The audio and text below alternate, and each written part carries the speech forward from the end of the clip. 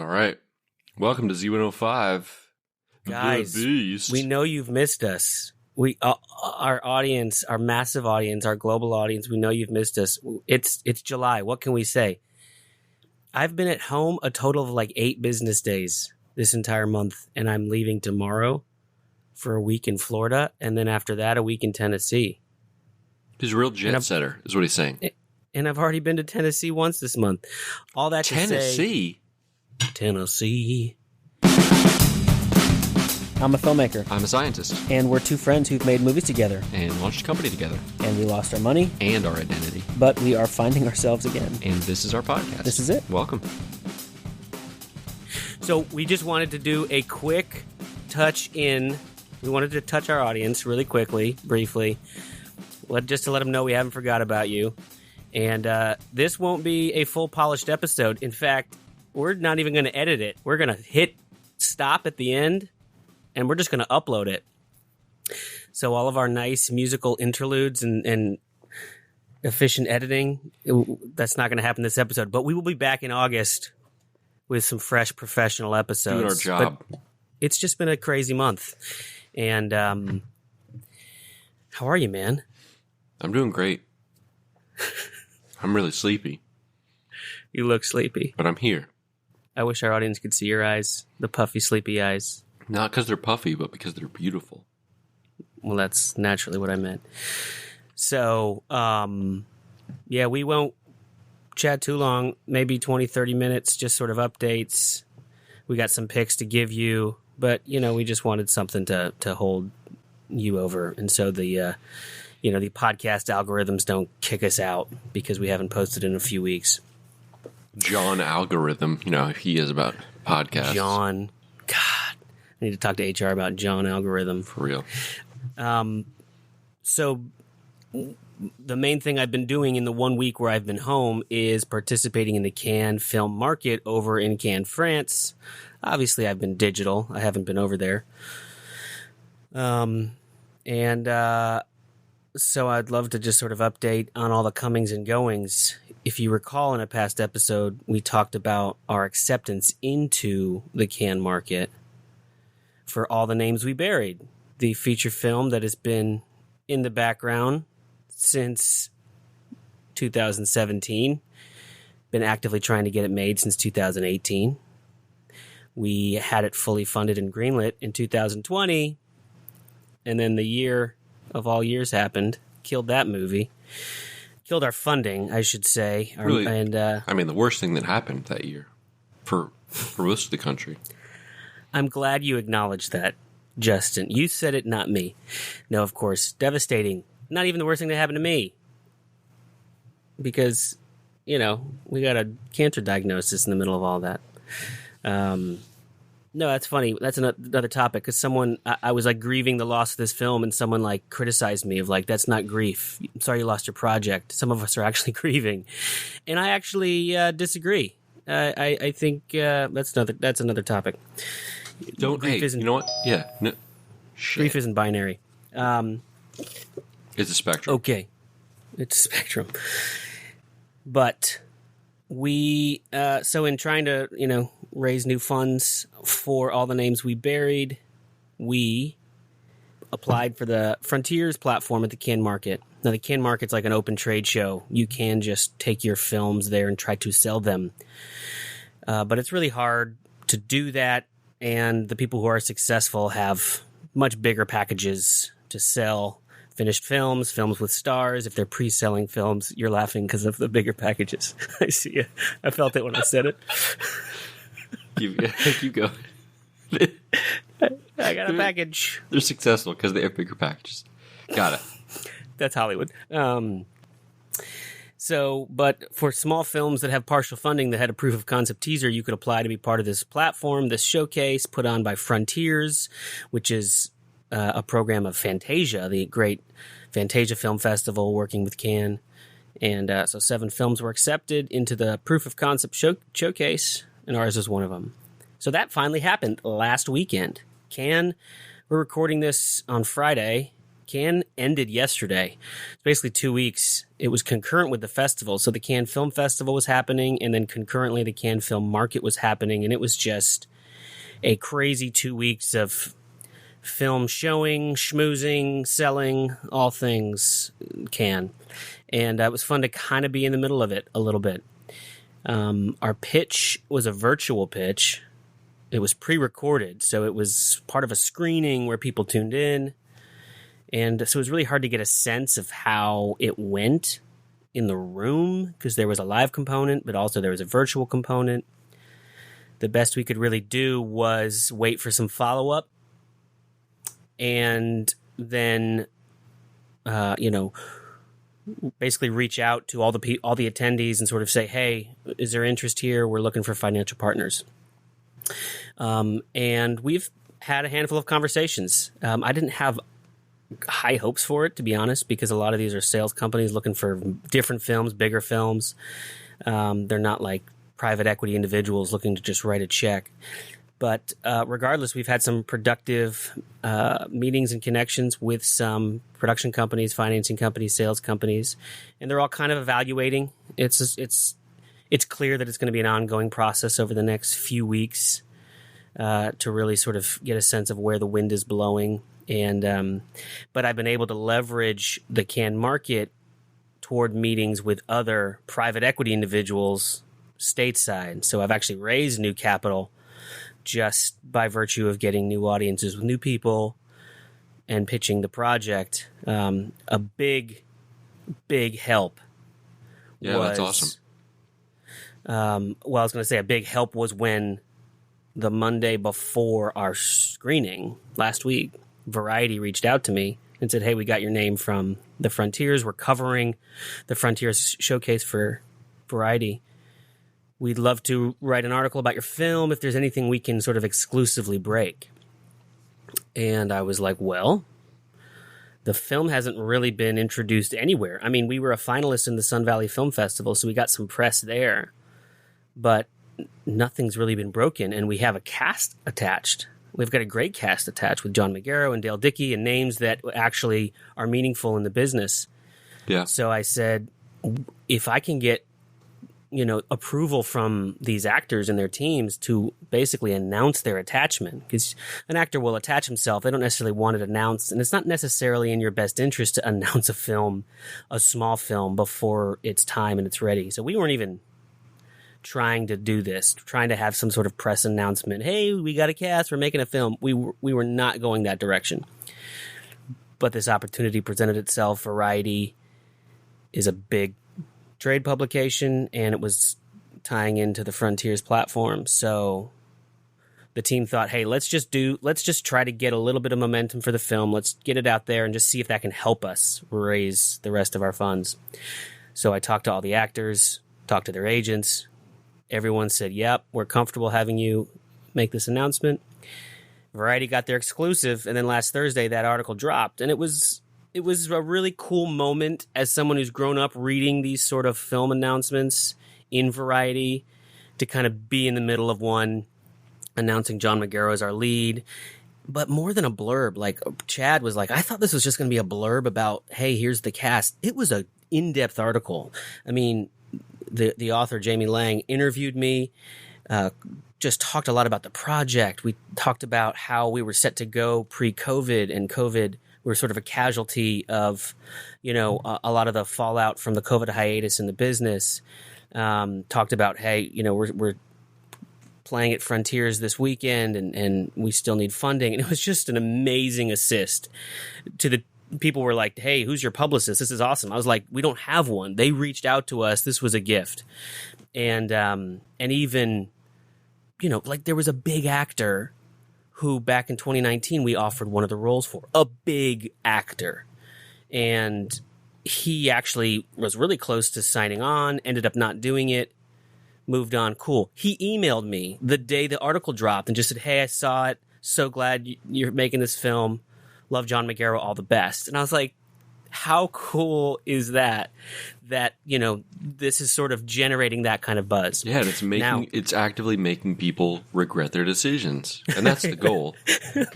I know that I was like, is that the tone of this email? But so all of that is great. Now, honestly, all of that needs to parlay into new capital for us to make the film this fall. So that is what we have spent the last week doing in earnest, is trying to capitalize on the buzz, the momentum, the new connections. And, we went through this whole process back in 2015 and 16 of raising capital where it's like one seed grows and you chase things down, and it is a lot of work chasing down new leads. And we did that in earnest, you and I, back a few years ago. And we do it, here and there all along, but I sort of feel back in a little season of that, trying to capitalize on momentum and trying to basically fit the window of shooting in October. And we really have a few more weeks, or really August, to try to close this gap in financing in order to hit the target of October. And if that doesn't happen, then we do what we've been doing every fall and spring, which is sort of you push it off to the next sort of season if you can't, because if we miss October, we kind of got to push to spring because of the domino effects and seasons and all of that. So I didn't really know what to expect out of Cannes. I wasn't expecting like instant financing. That's clearly not going to happen, but there is a lot of real potential, and we are assembling more capital as we go. It's just, it's a lot of money. It's a lot to raise. Who would have thought? Even the gap of like, this isn't necessarily reflective of our budget, but even the gap from like raising 500 to raising 800 to raising $1 million is at least Noah was saying those are really significant sort of gaps for some reason. You wouldn't think that. It's just like, if you can get $500,000, can you get $1 million? But it's interesting how these things sort of break down. And anyway, we're in the middle of that. And tomorrow we're flying to Florida for a vacation because we've been gifted a beach respite vacation through this nonprofit that gifts these things to families who have gone through breast cancer. So that's a pretty awesome gift. And we're all being flown to the beautiful Gulf of Florida. And I don't know if I've said this on the podcast, but Amanda's officially cancer-free. She was given the all clear in her last scan. So we can just sort of focus on healing. And she's, she's still working her body back to where it was. She's feeling mostly there. But we're grateful to kind of cap this journey with this vacation and kind of begin the healing process. And for me, hopefully make a film this fall. Yeah. You've been traveling around. Yeah. Have you? Yeah, a bit. I took a new position at my company, and it's kind of, there's going to be a transition period. But luckily, my travel will decrease, but maybe become more interesting. You've talked about your work in past episodes. What does taking a new position mean? Are you doing more or less of something? Are you? Is it exciting? Is it something you wanted to do, or is it essentially the same kind of work, but in a different position within a department? No, it's going to be very different. Where I have been doing sort of experiment design, or I guess design of experiments and experimental design, and direct data analysis for customers. Now I'm going to be doing more strategic planning for new products and some marketing work, essentially trying to like bridge the gap between scientists and salespeople, because we have salespeople that are trying to sell stuff, and then we're trying to sell to scientists who are like skittish little mice, and if you run at them really quick with your big flashy thing, they're going to get nervous and run away. So trying to help them understand that. So I'm excited. That's great, man. Well, I guess you did a mountain vacation. That's the last thing we talked about, the great fly fishing. We probably got more responses, comments about the fly fishing, probably because we posted that awesome photo of you and your mother-in-law on our Instagram. But the fly fishing story got a lot of love. Should we just make this a fly fishing podcast? We should. Or we should have a real photo to correspond with every episode so we can actually have something that people can engage with in the Instagrams. Two guys with a fly. Well, I felt like there was another thing. That's really the main thing. I mean, we got things. Yeah, so this isn't a topical episode. We've got some topics to dive into, but we've got a packed day before we're flying. So, I mean, you just want to do picks? Yeah, that'll put us at 30. I got 3 picks. I mean, they're all stuff I've watched recently. I've kind of been marking them. I was like, my one pick is the great stuff I've seen in July or the last month. And if you're looking for stuff to watch, this is what I've been watching. And hopefully by the next episode, I'll have another pick so I'm not burning one. The first is Mare of Easttown on HBO, a limited series starring Kate Winslet. Very on brand with HBO and their sort of dark detective dramas. It feels like it could be kind of a True Detective type of season. In fact, I wonder if it started as that or was ever discussed as that, but it's not. It's its own self-contained drama set in Western Pennsylvania, small town. Mare, played by Kate Winslet, sort of the detective. She's really sort of this rough. It's a great role because it's the kind of role where in the past it would have been a guy. And you would have found the guy endearing because he's so rough around the edges. He's so broken. He's so, drinks too much, swears too much, doesn't like anybody. And I love that they gave it to a woman, and Kate Winslet performs it beautifully you just love this character. And she's investigating the murder of sort of this young woman in town.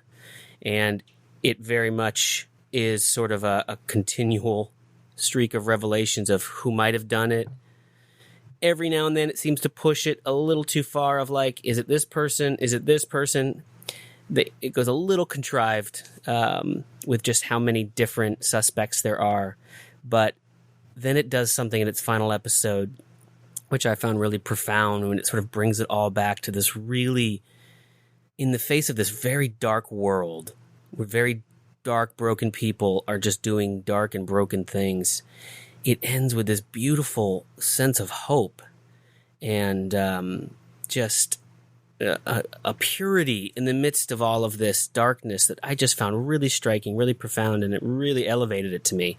We've talked about sort of the best kind of endings where they're surprising yet inevitable, right? You don't really know what it's about till the very end, and then you're like, oh, of course, that's what this is about. Right. And it had that sort of effect for me, and I really loved it. The second thing I watched this past month, which I am a big fan of, is Steven Soderbergh's new film, No Sudden Move, also on HBO. Soderbergh used to be one of my favorite directors. In the last 10 years, he's really fallen off for me. He's become a lot more hit or miss. I've loved some of what he's done. By and large, most of what he's done lately, I haven't loved. So I was like, all right, No Sudden Move. Let's see if this is... Maybe throw us two that we might recognize of Soderbergh's. Recently? Okay, Sex, Lies, and Videotape, Out of Sight, Traffic, Ocean's 11.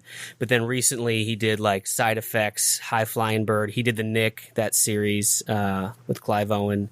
And all of those recent... But he really pushes it experimentally. He's just always looking for new ways to film things. Like he did 2 films he shot on iPhones. I saw one of them, High Flying Bird, didn't like it. I didn't see Unsane, the other film. He did The Laundromat with Meryl Streep, which I really didn't like.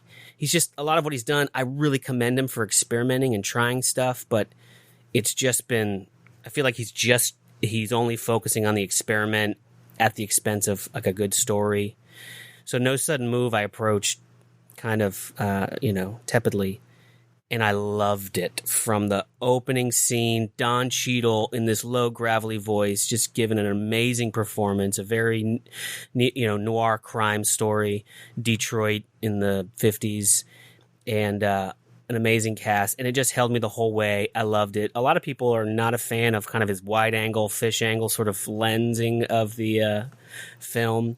I actually appreciated it. So I don't really have many criticisms for it, and really enjoyed No Sudden Move. And then the good. Go ahead. Good cast too. I didn't look. I mean, you recommended it. I just put it on and started watching it without any sort of foreknowledge, and so then it was like Benicio, and then David Harbour, Amy Matt Simons. Damon. Matt Damon shows up. I was like, John what? Hamm. I was like, is that Matt Damon? Do you know who the heavy guy was in the opening third? A very overweight Brendan Fraser. Yeah. I was like, I was just like, we need more Brendan Fraser. He is such a good actor. I know, because like we all forget about Monkey Bone. Oh, Monkey Bone. And then Ray Liotta. It's a great cast. But we need more Brendan Fraser in our movies. And Monkey Bone sequel, please. And then final thing, which I was able to catch up with, was I Think You Should Leave season 2, one of the great sketch series of recent years with Tim Robinson. It's just absurdist comedy. And one episode I want to talk about sort of what makes it funny, because it's a very unique, specific type of sketch comedy that it's be fun to unpack. So if you love sketch comedy and you want to cry laughing, I Think You Should Leave season 2 just showed up on Netflix. So that's what I've been watching. Those are my picks. Maybe we should do an episode where we do some compare and contrast of different sketch comedies over the years, because I mean those are some of my favorites. I think about like Kids in the Hall, Upright Citizens Brigade, Trigger Happy TV, even Ben Stiller's show. He had some great sketches. Trigger Happy TV though is one of the best. And there's a new one that kind of would be maybe most interesting because they are together in time, and that's Auntie Donna's House of Fun. You ever heard of that? Oh, interesting. No, I'm not familiar. On Netflix, Auntie Donna's. You should check that out, and maybe we should watch both of them and then compare, because they're Australian, that group, and their shit is, I mean, interesting. They've got one, Everything's a Drum, and I don't even know how to describe it. Like, it's just absurd. So I love it. Yeah. Let's do that.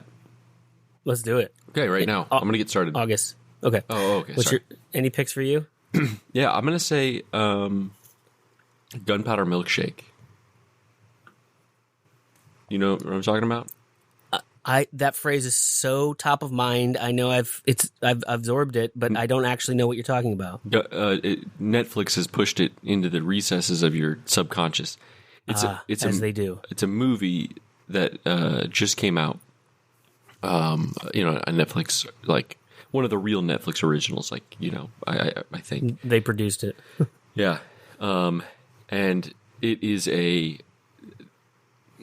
The thing is, I think there are a lot of people that are going to hate it, and I think there are a lot of people who are going to say that it's just so derivative of John Wick. But I don't think that it is. I thought that they did some really interesting things. I think they blended We kind of talked about this earlier with homages and stuff. They took a bunch of different genres, and I feel like they sort of blended them in an interesting way. I mean, there's like film noir, and there's a real undertone of like a Western to it, but essentially it's about like a young female assassin played by Karen Gillan. I always want to say Gillian, but it's Gillan, right? Gillam. It's actually it's some, because she's Scottish or Irish. It's actually even a weirder pronunciation than that, I think. But I know who you're talking about. She was, of course, in Guardians of the Galaxy. Yeah, she played Nebula. She also played Amy Pond in Doctor Who with Matt Smith, and she was in the Jumanji movies, the new ones. Yes. Yeah, I thought it was really good. I don't know how much I should like talk about it, give away, but it's about her, and there were a lot of. I mean, it was a very female driven cast, And I think one of the things that I liked about it the most is that I feel like there could be a tendency in a film like this to essentially just take a John Wick type script and essentially just change the names, but keep the characters the same, and then just like cast them as females, which I think would be, you know, unreasonable and you know, a disservice. But they didn't. They just, you know, wrote what would a female assassin be like. Like, let's give her a female personality instead of a male personality, and let her still be a ruthless assassin, but just in the way that a woman would do it. Gunpowder Milkshake. Gunpowder Milkshake is very entertaining, and I'm curious if you watch it for you to come back and say, Justin, what's wrong with you? Justin, no. But I did like it. I enjoyed it. It's a good title. It is a really good title. Yeah, it's a sticky title. I think the Gunpowder and Sky is a very kind of it's an indie film company, so and who we've been talking to a lot, even with Minor Premise and other stuff. So it's that I think of Gunpowder and Sky, but the rest of the mass world doesn't know Gunpowder and Sky. We should talk Gunpowder Milkshake. At some point. We should talk about the number of syllables in words and how they go together. Because I feel like 3 syllables and then 2, it works great for film names. It also works well for kid names. Like, and there are certain combos that work and certain that don't. That is a great topic because I think about titles all the time. Even how like adjective noun are good titles, or single syllable, single word nouns are good. All these sort of things, and how transitive verb noun are horrible titles, and they happen all the time. You know, like raising Cain, or you know, kissing Amy, or chasing Amy, or those type of titles I hate so much. But if you add another word, they kind of work. Like raising Victor Vargas is okay because there's 2 words in the noun. Raising Victor Vargas. Anyway, I love this idea as a topic. We could actually spend a lot of time on it's true, because if you just change the name to, you know, Powder Milkshake, it doesn't sound the same. Obviously, Gunpowder is a more interesting idea, but so yeah, let's do that. And also, what makes a good James Bond title? There's 2 types of James Bond titles. If you look at all the movies, it's either one or the other, and something you could come up with some other phrase. You're like, no, that's not a James Bond title. But it's like, why? What is the essence of a James Bond title? All right, I'm making this a note. This is a topic. Write it down. What makes a good movie title? All right, we got to jump. Thank you, everyone, for listening to this little unedited raw mini in the middle of your July with Thomas blasting his fan the whole time. So if you're wondering what that little ripple in the background is, it's Thomas's hair. I always use the fan. I always have the fan, and I can EQ it out. You won't even hear the fan. I've never heard the fan before. And you hear it now? Yeah. Interesting. Yeah, you won't hear it in the final thing. You turned your mic a different way. Yeah, I probably did. We will be back in August with fully produced episodes, and we'll be back in August, hot, sweaty, Justin, where and can ready. people find us? On the internet. Exactly. Rate us, review us, subscribe us. 2 Friends with a Podcast is our podcast, which you know because you're listening to it. And if you don't, then you might be being held hostage by one of our excellent fans, in which case, keep your mouth shut. At 2 Friends Pod is our Instagram. Follow us there. And hey at 2friendswithapodcast.com is our email address. My stuff's at thomastory.com. Our company's badtheologypictures.com. And this is a copyright of Justin. Just kidding, it's not. Shared under Creative Commons with Attribution 4.0. All right. See you, Justin. See you, audience. We love you. See you, July.